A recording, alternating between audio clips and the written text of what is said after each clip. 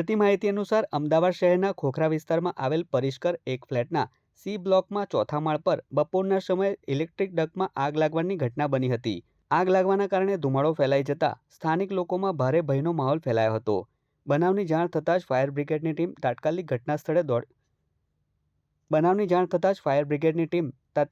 સ્થળ પર દોડી આવી હતી, જેમાં 7 ફાયર બ્રિગેડની ગાડીઓ અને પોલીસ કાફલો પહોંચ્યો હતો. આગ લાગતા ફ્લેટના તમામ રહીશો નીચે દોડી આવ્યા હતા, જ્યાં મોટી સંખ્યામાં ભીડ એકત્રિત થઈ હતી. જો કે આગમાં ફસાયેલા 18 જેટલા લોકોને ફાયર બ્રિગેડ દ્વારા રેસ્ક્યુ કરીને સલામત રીતે નીચે લાવવામાં આવ્યા હતા. ઉપરાંત ફાયર બ્રિગેડે પાણીનો મારો ચલાવી આગને કાબૂમાં લેવા પ્રક્રિયા હાથ ધરી હતી.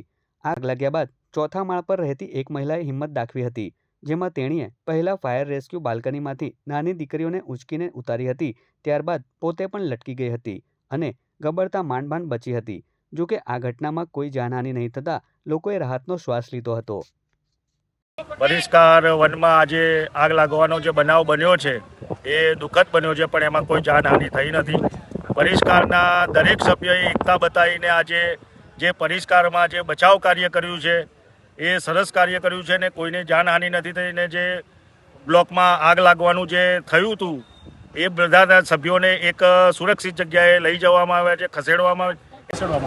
એમને હમણાં હાલ પરિષ્કાર વનમાં આવેલા ક્લબ હાઉસ છે જે અમારા ત્યાં બહુ વ્યવસ્થિત રીતે છે, એમાં હમણાં એમને હંગામી ધોરણે ખસેડવામાં આવ્યા છે અને એમના માટે સારું આયોજન કર્યું છે કે જેનાથી એમને કોઈ હાશકારો રહે અને ત્યાં સુધી લાઇટનું કામ ને બધું થઈ જાય અને સફાઈ વ્યવસ્થિત થઈને પછી એમના પોતપોતાના ઘરમાં જઈ શકે એવું કરીને મેમ્બરોને રાહત મળે એવી કામગીરી હાથ ધરી છે.